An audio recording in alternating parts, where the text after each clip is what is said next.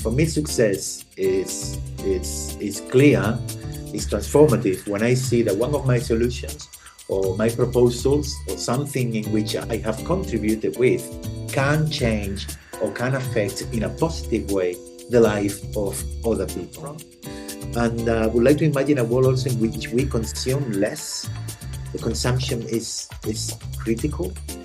I think individualism has driven us a little bit nuts. Community is part of my upbringing. I have to be with people and surrounded by people and connected to people always. Hello and welcome to Transforming Worlds. In this episode, we speak to Vinny Montag, who is actually Vicente Esteban, an artist, designer and educator from Cádiz in Spain, who studied mechanics and applied arts. He has a Bachelor of Arts in Multidisciplinary Design at Goldsmiths University in London and a Masters of Arts in Information Experience Design at the Royal College of Art. He worked for industry for several years and also for art organizations. Names like Burberry, Statoil, WorldPay, but also the Barbican, Sustrans and Zadok Studio joined the list of organizations he's been a wonderful part of. In London, he has taught at the design department at Goldsmiths University and the London College of Fashion.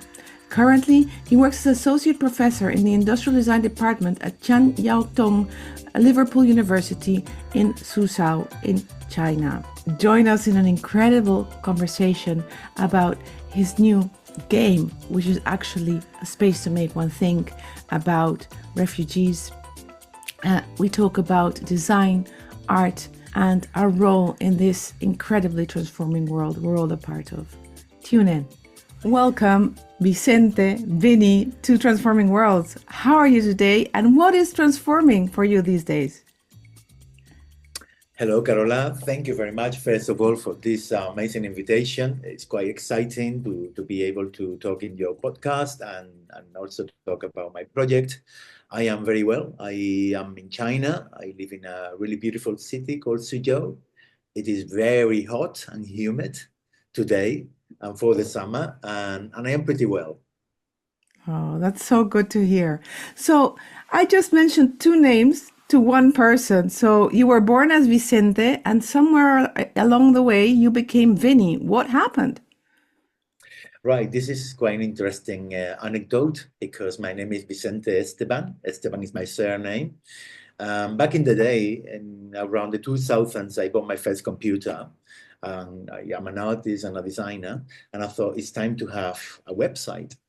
So I opened Google and I tried to buy a domain called vicenteesteban.com, and that completely twist.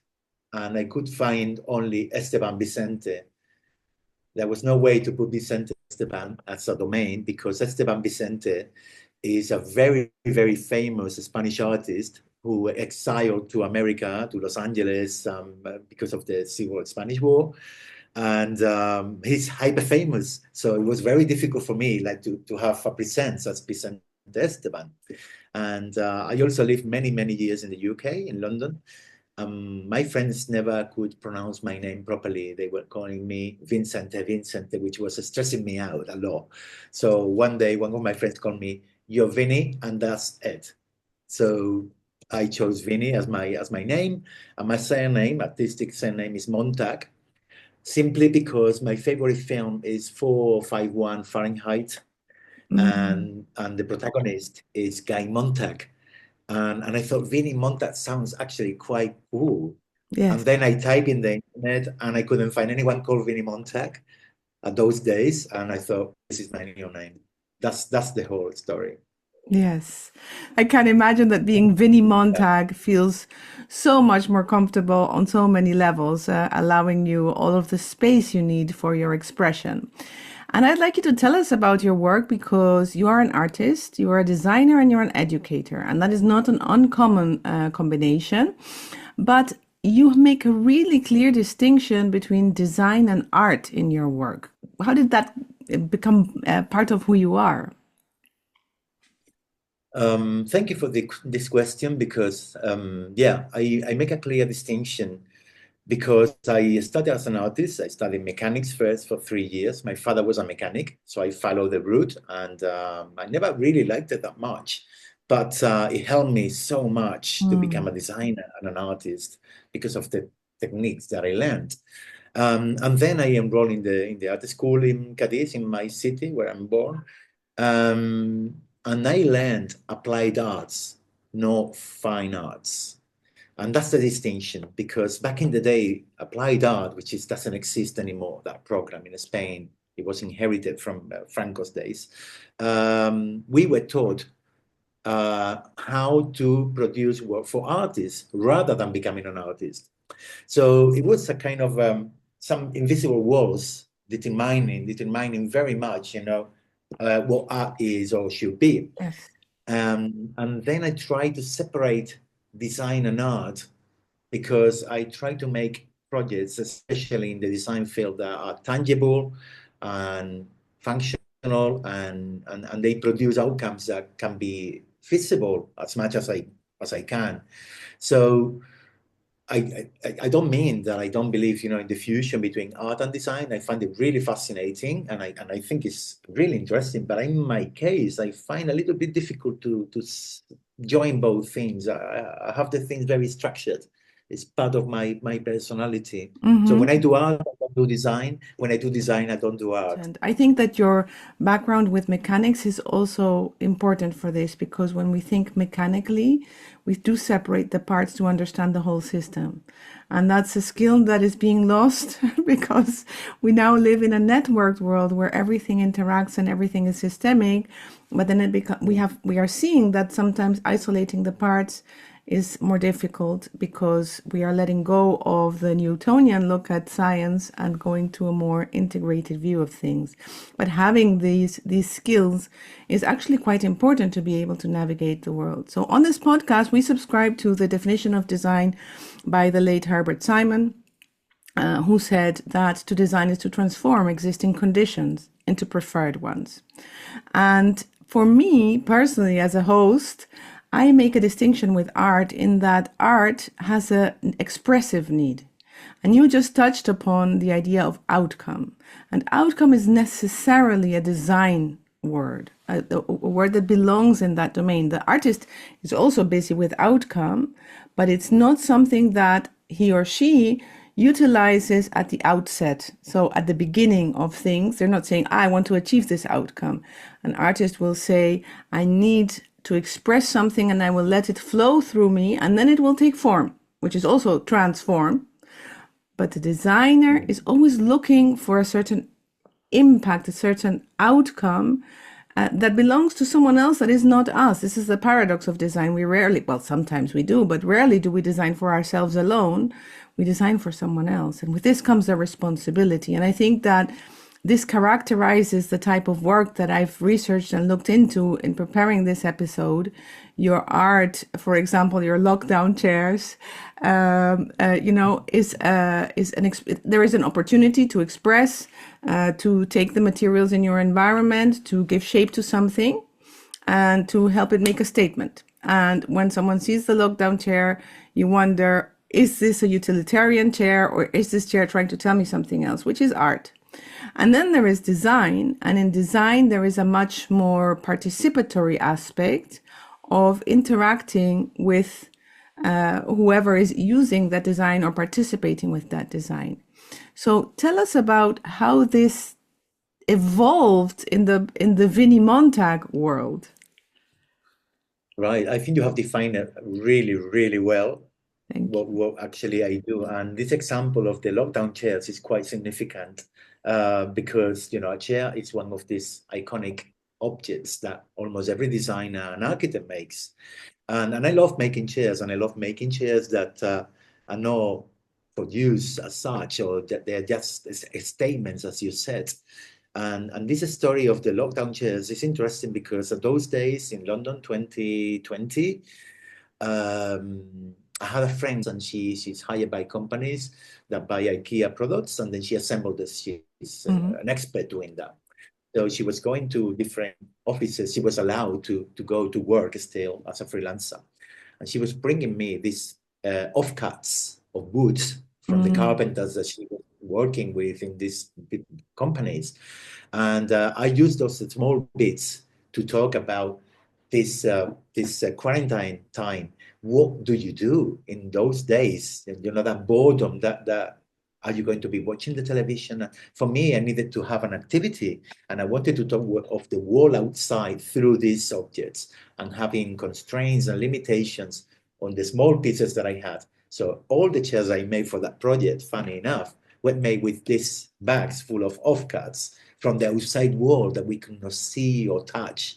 So that's the story behind these chairs, and as you have seen, possibly they're quite random, and some of them, yeah, they are entities rather than chairs. Yeah, but that is such a necessary skill for this time. You know, as systems collapse, we're going to have all of these scraps and offcuts, and we will have to learn how to use them in new regenerative ways. And regeneration just means giving it a new meaning, giving it a new impulse, and therefore a new meaning. And I think that these are early prototypes of this kind of thinking in your work. Can we dive into your career a little bit more? Because initially you worked for industry.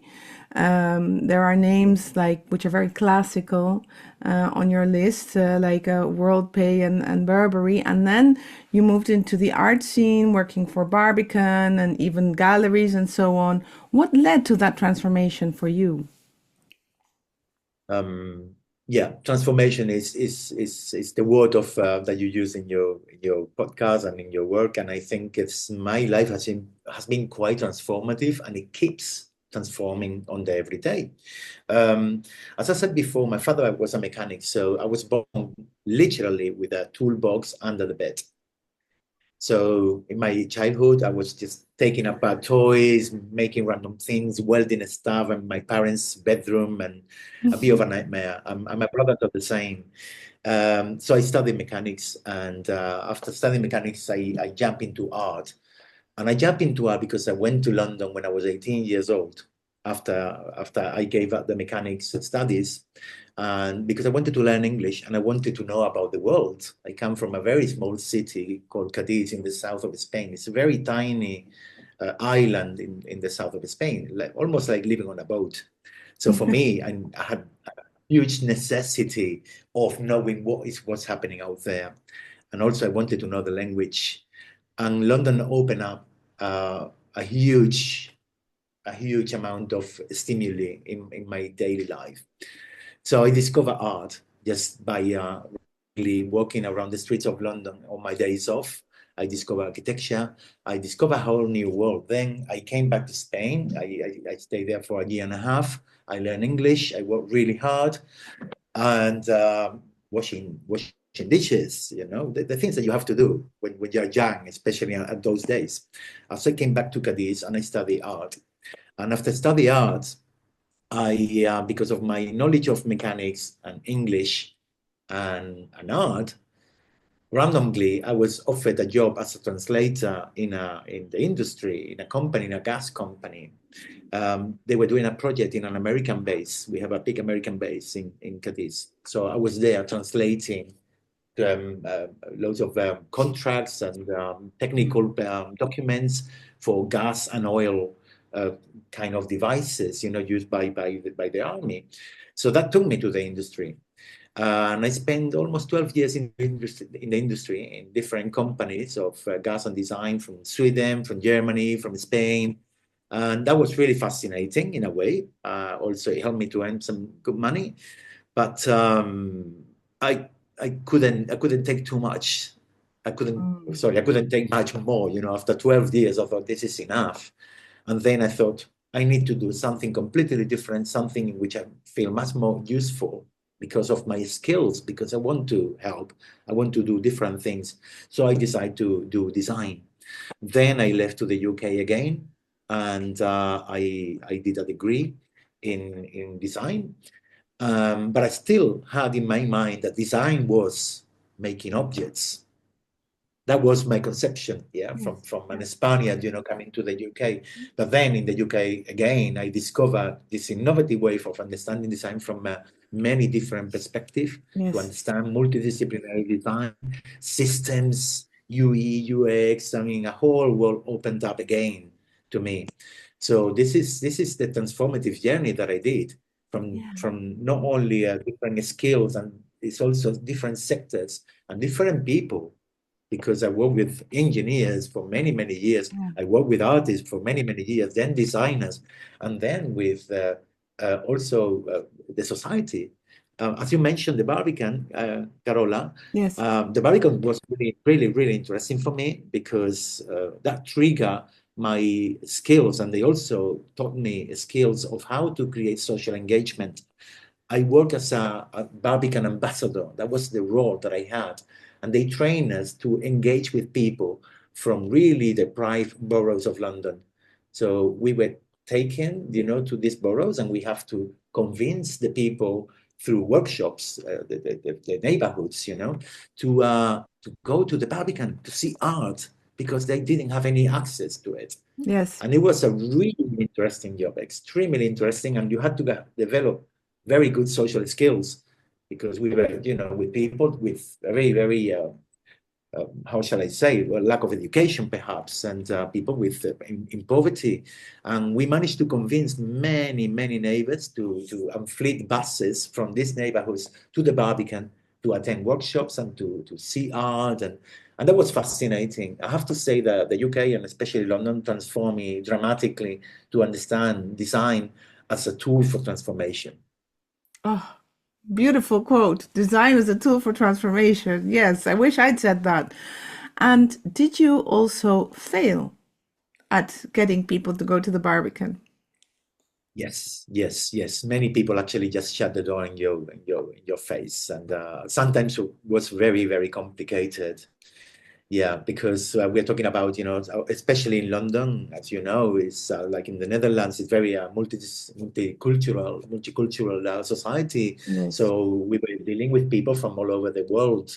Some people that didn't have, skills or languages, or they might thought that you were someone from the government trying to go there to get information. Mhm. So it was very, very tricky, and that But helped me a lot. clearly, you were going there because you were hoping to connect.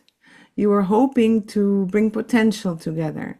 So, what did this failure, if that word even exists, do to you and to the team that were trying to do this? Did you feel defeated? Did you feel more convinced of the need to persuade others? Did you look for other avenues, like maybe asking those who had gone and had experienced it positively to tell the stories back to their neighbors? How did you go about kind of Mm. transitioning through that process? Really interesting. Thank you for the question. All those failures, we can call, I mean, it's not really, yeah, the word that, as you said, it's not really, it doesn't define that. I think it was a challenge rather than the failure. Um, justify our job very, very much. So Oh, we have to come across with really interesting solutions, really creative solutions. Yes. So we're coming back to after our failure day, we used to come back to the Barbican, sit with the team and the managers and explain what happened. Okay, what are we going to do? How are we going to tackle this? How can we define a new strategy? And we designed, actually, I proposed the idea, I remember, to create the workshops focused on the kids. So we convinced the mothers and the fathers to come with us because the kids were really, really enjoying it. I remember that we had the Barbican bags, some tote bags that the Barbican has, really, really nice. And we use them for, to give away as a merchandise. So I designed a workshop using some biodegradable inks and paints, hand paints for the kids to customize the bags. mm. And through these workshops, the parents engage, and then we could talk and invite them. And we managed to convince a lot of people to come there because of this. So it was actually a very interesting way I mean, you cannot give up because we have to No, find new ways, yeah, creative exactly. ways. Yeah, yeah. It was Yes. really challenging, but really beautiful. Yeah, so this brings us to Vinny Montag today, because you are the sum total of all of these moments of learning, iterations, transformations that you've been going through. And then one day you looked at a box of Monopoly and you thought, let's do something about it. Or how did you get to Right. Refugeoly? Refugeoly, yes, Refugeoly, which is a combination of refugee and monopoly, essentially. It's a made-up word to define, where the inspiration comes from. And this happened in 2016. I was doing my master's in the Royal College of Art, and they gave us a brief that we do. Actually, it was 10 Complaint into Action. That was the title of the brief. And at those days, in 2016, we had an influx of Syrian people, huge influx of Syrian people crossing the Mediterranean to Europe because they already had 2 years of war, but there was a massive bombing by the party in power. And so that was in the news all day long, Carola, all day long. I'm sure that you Yes. remember Hmm. also the tragic image of this kid on the shore that went viral all over the world. For me, that was what triggered, like, I have to do something. I have to tell the people how complicated this is, how difficult it is, and to be in the shoes, to be in the shoes of a refugee trying to just leave a country in conflict, leave a war, leave persecution, and try to find shelter. As simple as this.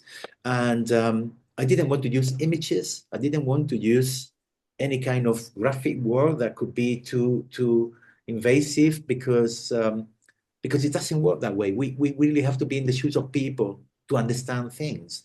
So I thought, why not creating a game? I'm not a gamer at all. Actually, it's funny, that I create a game that it's been so successful, but I don't play much. But I remember playing Monopoly when I was little and all that. But the whole idea came because I contacted a very good friend of mine, Gonzalo Orr. He's an excellent photographer, and he's specialized in conflicts. So he travels around the world, Mm. covering conflicts and wars and dramatic situations. So I called Gonzalo and I said, Gonzalo, I would like to be in touch with some refugees or volunteers from NGOs because I want to learn about the situation in the camps and also the journey. For me, that I wanted to know how do you get from A to B when you are in a situation of war or hunger or persecution? From the perspective of a refugee.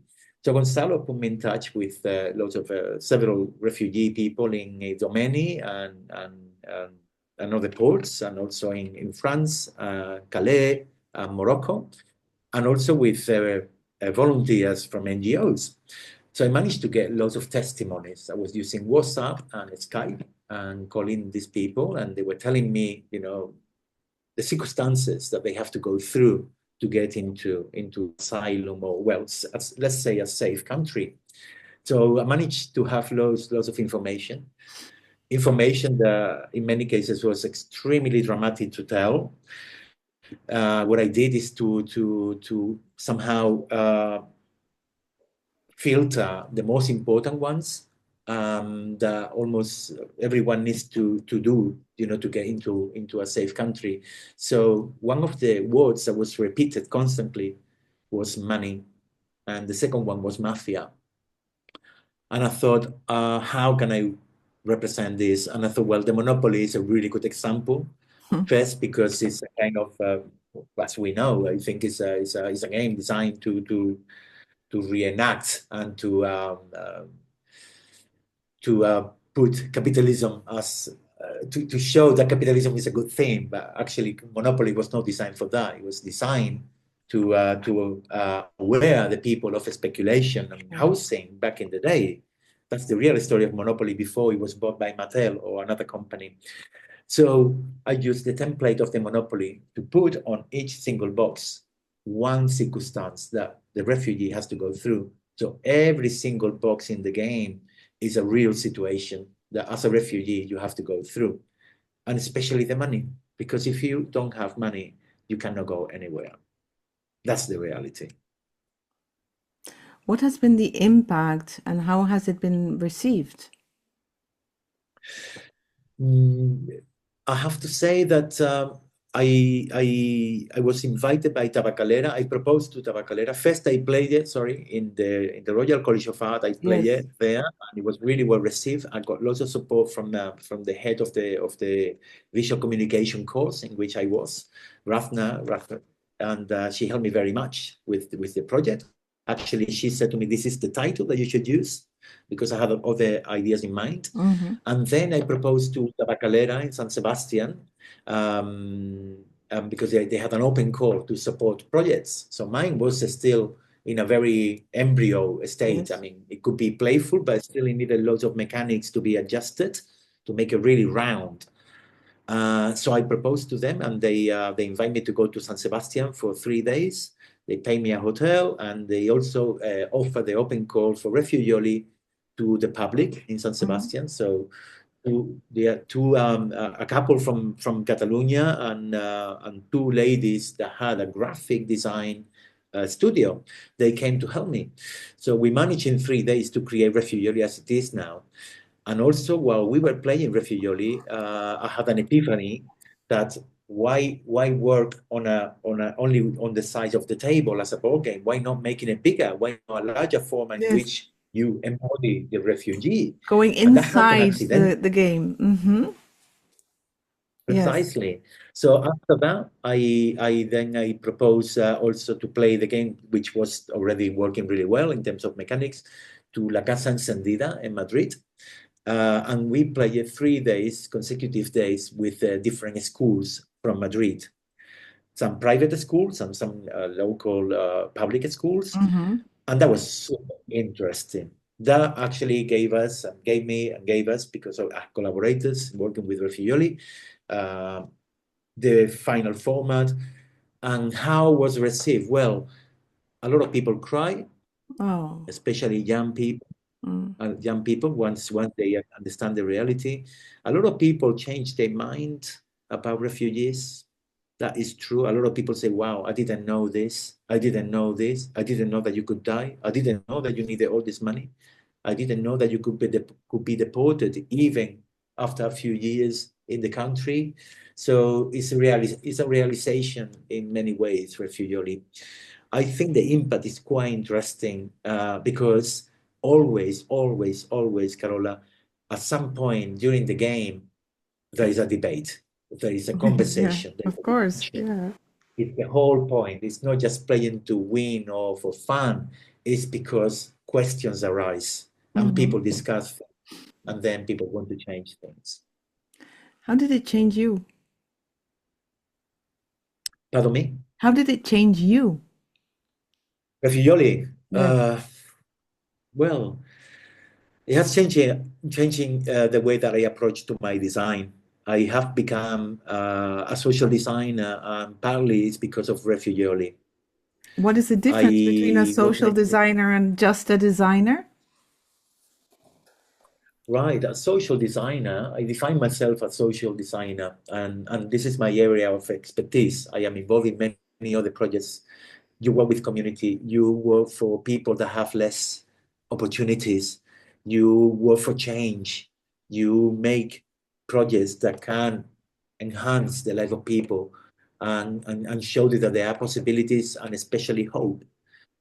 This is for me why social design, it gives me such a satisfaction, Mm-hmm. Mm-hmm. because there's no about money, there's no an objective of getting something. It's about see how people improve the way they live. And there's a lot of people out there that need a lot of help. And design works. Design is needed to do Yes. that. Yes, for sure.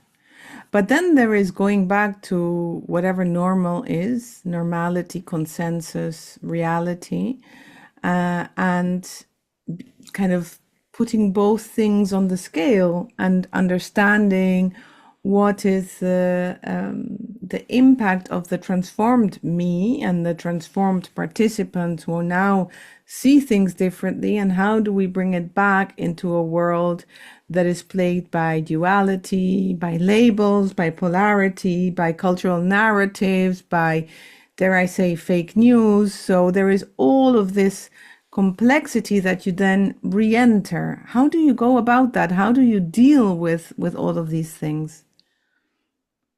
Yeah, this is really interesting because I am an educator. I work as a professor of design. and I am also the program director for the Masters in Industrial Design in XHLU here in China, in Suzhou. So of course I have this responsibility of dealing with this complexity and how to communicate it. I try to simplify as much as I can things. This is what I try to do. How can I remove all this complexity or try to make the things a little bit clearer for my students and also for myself?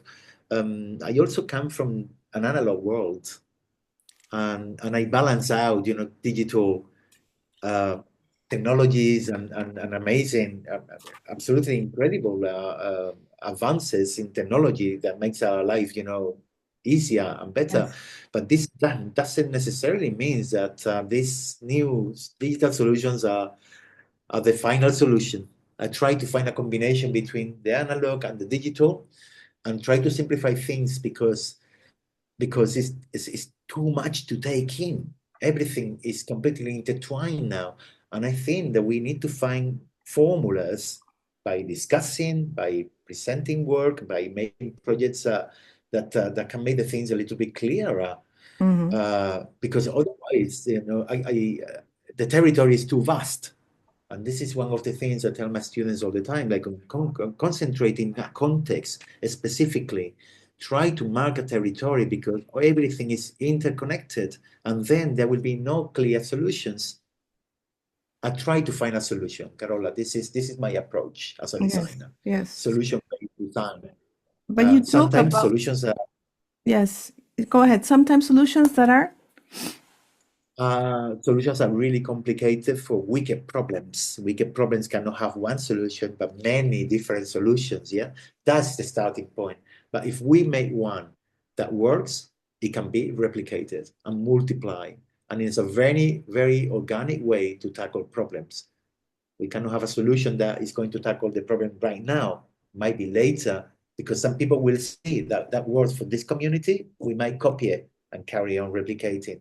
This is my approach. It's multicellular in a way. yeah, I love it. I mean, it's a reason why this podcast exists and it's called Transforming Worlds, because with every episode, we look into the world of some pioneer who is transforming something, which may or may not be what I am doing myself, but because we see how others role model transformation, then it becomes possible for us to emulate and to do something in that same spirit. And I think my question that I was just about to ask, you've answered it, was about simplification, because simplification is one of the big critiques that we receive as designers. It's like, oh, you're oversimplifying it. Yeah, anyone can solve something if you reduce it by simplifying. But actually, what you're talking about is not so much simplification in terms of the process or the sort of the design endeavor, but you're talking about the ability to see through the plethora of forms that exist, through the complexity, see the patterns.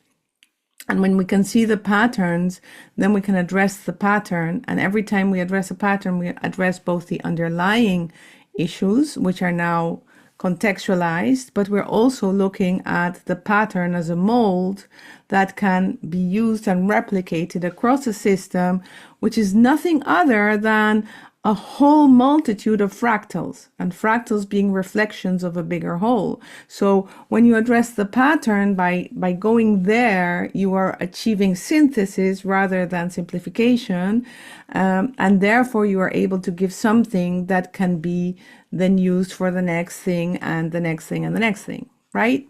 Yeah, I am a big fan of Don Norman, of course, and Yeah. also Victor Papanek. And I tell my students, when sometimes, we talk about beliefs, and I say, well, I follow one religion, which is Papanekism. Can you explain why? Well, because Victor Papanek actually, well, according to the experts and my own judgment, is the person that really, really started to define what social design is. He started to work for communities for children with handicaps, and so in the design world and academia, I think he's actually the person that really framed what social design is and how to work with communities and how to have a critique to the industry or to attach design to just industrialization or manufacturability. So I think that if you follow his principles, you are a Papanekist. Well, then I'm That's a the story. Papanekist too. I've written about his work as well, and I think that one of his major contributions to design, aside from the fact that as a kind of design educator, he was able to explain design.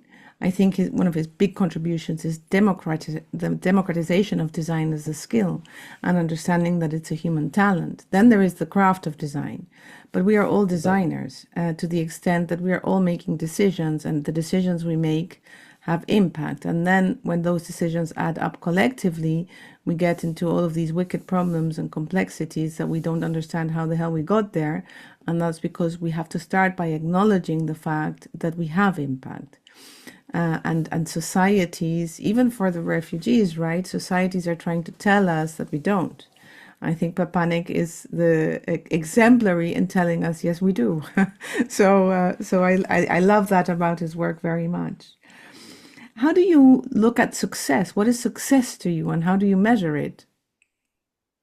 This is really, really interesting and a good question because what is success?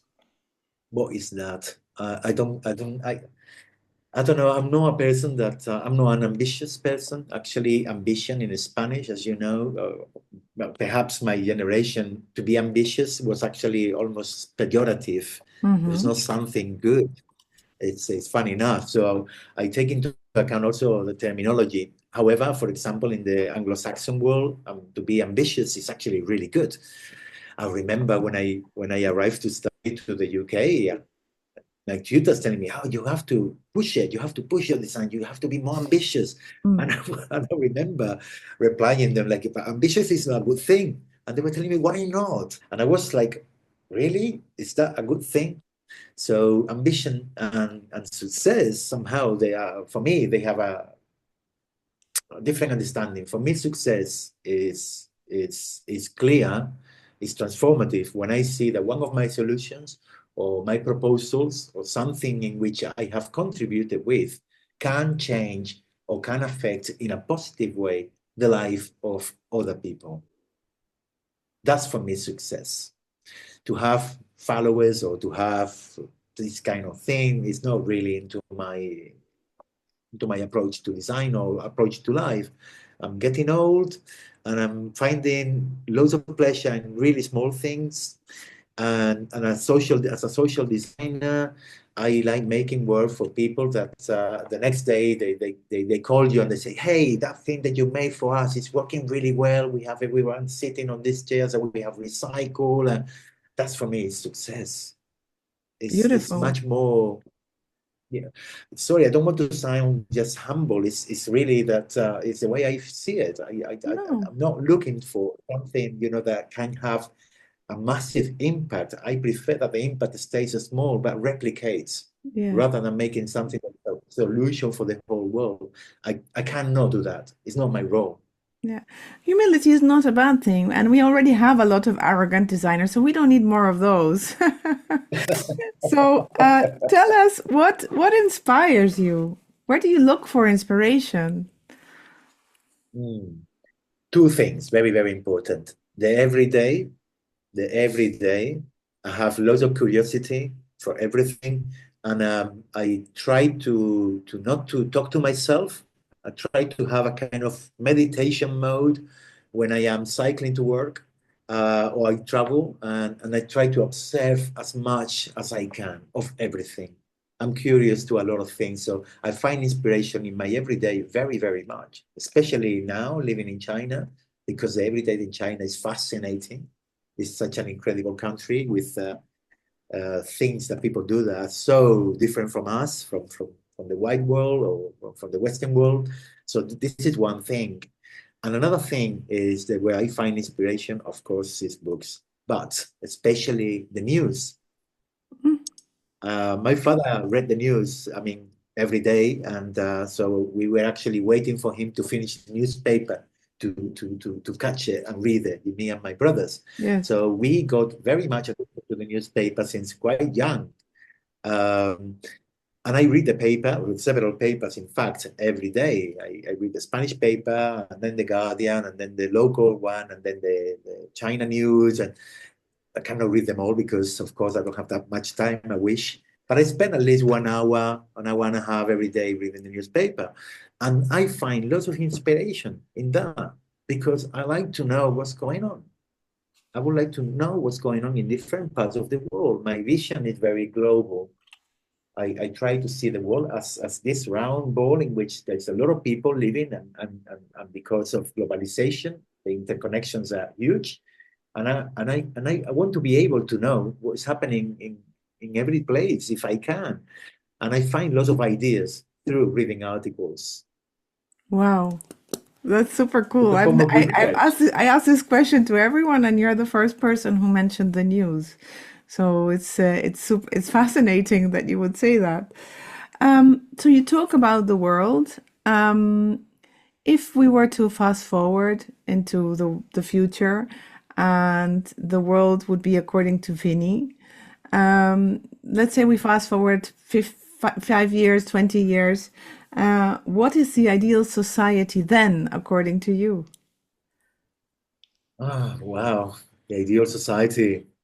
Um, well, I imagine a world in which if we can manage somehow by your regions rather than governments. I think this is a topic that now is it's very hot. Well, it's not new, but it's getting hotter and hotter. It's a big discussion among experts, politicians, designers, by your regions because of our problem with the climate. This huge problem of climate change that's happening and it's here to stay. Mm-hmm. How to manage resources through bioregions rather than local governments or artificial boundaries is an interesting way to see the world. Or I would imagine, that depending in which region you are, you will be able to manage the weather, climate, or the problems to come differently. Um, I also believe that that politicians should be eco-politicians, and there should be also an army of eco-technocrats. Um, I am very concerned about sustainability, Carola, and I teach sustainability too. I feel that as a social designer, I am also a sustainable designer by default. It has to be that way. So I imagine a world in which the sustainability and the care and the resources are shared fully. I think that at the moment, there is quite a disparity of how we are managing the world and all these ideas of the rare earth and everything that we need. I think we have to completely reframe where the things come from. And I would like to imagine a world also in which we consume less. The consumption is critical. I think individualism has driven us a little bit nuts, and we buy and consume a lot of things, and we eat more than we should.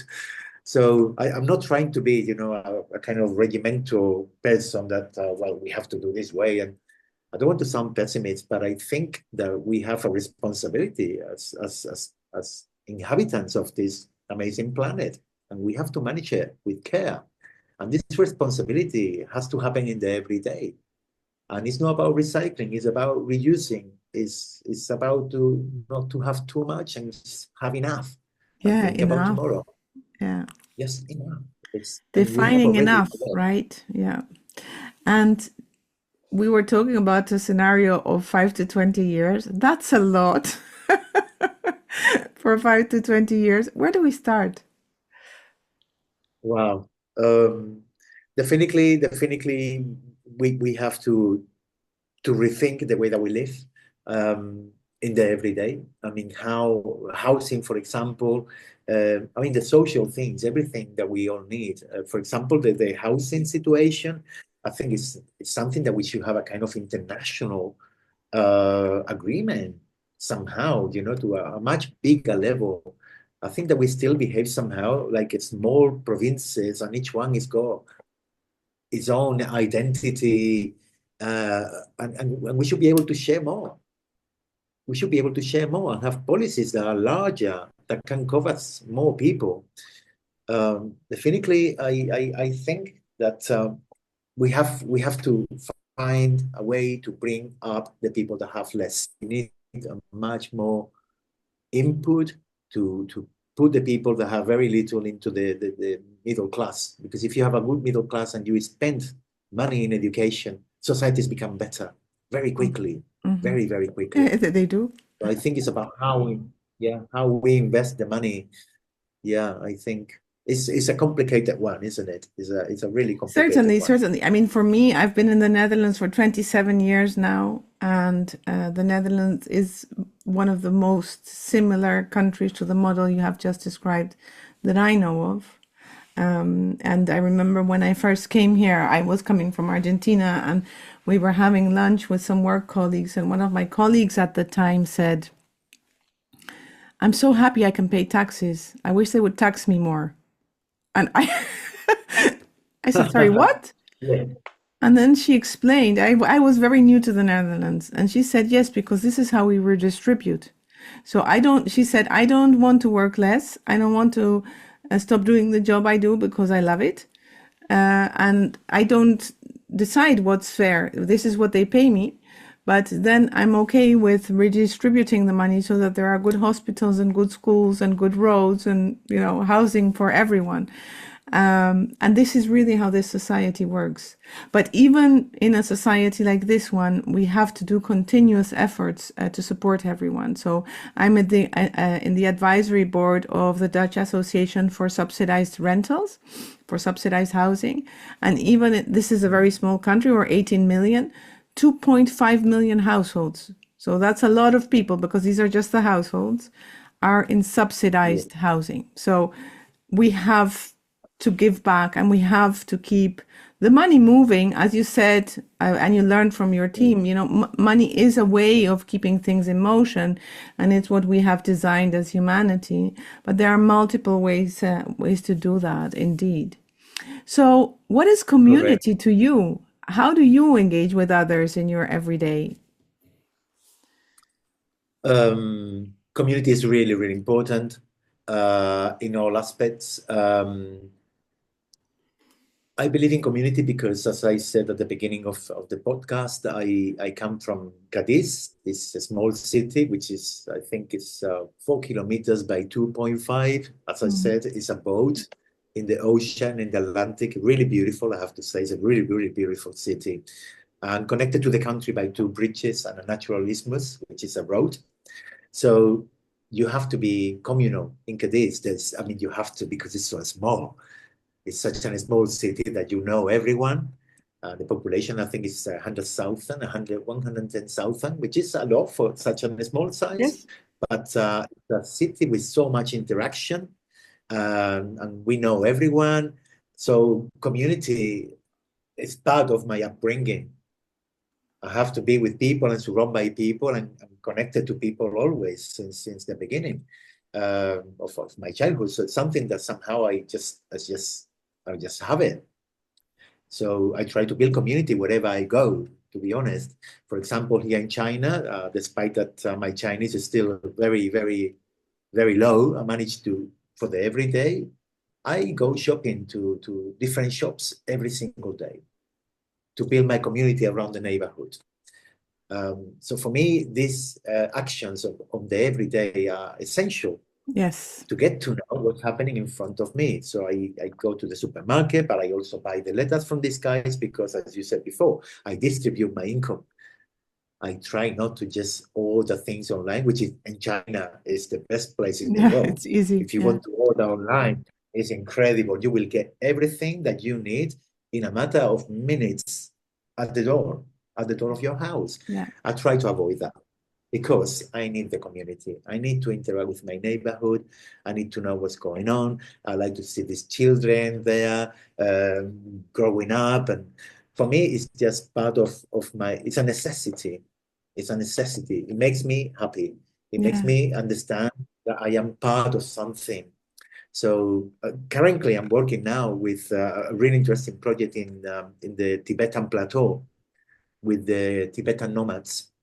They have a huge problem of desertification up in the grassland. Hmm. They are losing a lot of grassland dramatically. 30% is in danger. and I'm working with two colleagues from the environmental science department. And I went there for 1 week, just a month ago. Really, really remote place, 3,600 meters high. Mm. And I met the nomad community, the Tibetan nomad community. And I already felt like, okay, I have another community to work with and to be part of. My social work, my social design approach is because I need the community to realize my design. Without the community, I cannot design. That's the story. This is what I have discovered. This is my transformation in the last few years. No community, there is no point for me to make anything. That's beautifully said and very inspiring. So tell us, where can people find your work online? Okay. I post things in LinkedIn. I have a website in academia, Edu, Yes. in which I have mostly academic work and some papers, some of the projects. I have a blog, which I haven't uploaded anything for a long time. And I'm trying to put together a website for years now because I'm not very good at social media. I do not use Facebook. I do not use Instagram or anything like that. Only in specific moments when I am presenting, for example, Refugeoly. I presented in the Tijuana Design Week in Mexico around a couple of months ago. Then I started to post things in Instagram, but I'm not very good at that. I'm not very good at that. That's Okay, one but of the my ones you issues. mentioned, we will add to the show notes so that people can find you where you are. And then our last question, which is the question on questions. So when I wrote Change Ahead already now, I don't know, 13 years ago, I started wondering the following. When we are entering the unknown, we don't have answers. We can't have them because we don't know. So the only way to enter the unknown, the uncertain, the collapsing, the world that is about to emerge in front of us is with questions. And those questions come through us because of the things we are learning as we transform and live and go about our lives. So what is, in this quest for questions, what is the next question for you? The next question for me, what's next for me? What's next? Yeah, I'm not really sure at the moment. Since I live in China, my questions are my questions are how can I carry on making this work that I am doing. At the moment, I'm really happy because in China, I'm getting really good funding for some of my projects. It's a very dynamic country in which things materialize really quickly. My question is, what's going to happen? So, what's going to happen once I leave this place? Because so far, so good. I mean, despite of course, each country has their own kind of discrepancies or intrinsicness. What's going to happen once I leave this place? That is my question. What will I do? Because I'm not sure if I could operate in the same way if I come back to Europe, to be honest. Yeah. And I'm being really honest here, extremely honest. Every time I come home and I travel to the UK or the Netherlands, actually, I've been a few times because my partner has been doing some projects there. I feel like it's so different. I don't know if I could actually operate the same because the systems are very slow, or I find it a little bit critical. What's going to happen with me once I come back? Because here I find so many opportunities constantly as a designer, and they materialize. They're tangible, and I find a slowness in Europe, or a kind of self-medicated continent somehow dealing with their own problems, and they are not seeing much more of the outside. It's a personal reflection completely. It's not about Yeah, but people there is agreeing no or such not. thing as a personal reflection in an interconnected world. So you are presenting to us the conundrum of humanity, because that question is true for the refugees that you researched. What will happen to me outside of this context? And perhaps what you are reflecting back to Europe is that we have lost our ability to ask that question because we got scared. So when there is fear, the ability to ask questions disappeared. And when there is belief in the future, when there is joy, when there is love, when there is potentiality, when there is art, then we can ask these questions again. And that is our generative capacity. It's a vital capacity for humans, and it's what drives our capacity for transformation. And that's why transformation is so needed, because as we transform the world around us. And we have to, as humans, it's primary, it's primordial, it's essential that we reconnect with this. And maybe what I take from today is we should all be Papanikists. What a word. We all should be Papanikists. What a difficult word.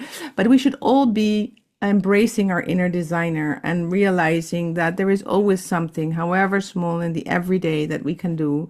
And when all of us are moving that, then we all become, as you say, engaged with our world and our planet and our fellow life beings that's around us all the time. I think probably, to your point, Europe has a level of comfort where these questions are no longer asked. Yeah, maybe we have to redefine community also in Europe.